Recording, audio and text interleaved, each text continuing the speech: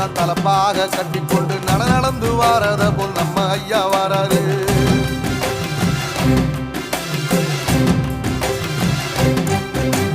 கர்ணன் கொடுத்ததென்ன சீதக்காரி தந்ததென்ன ஐயா உசுறு வர அள்ளி அள்ளி தருவாரு.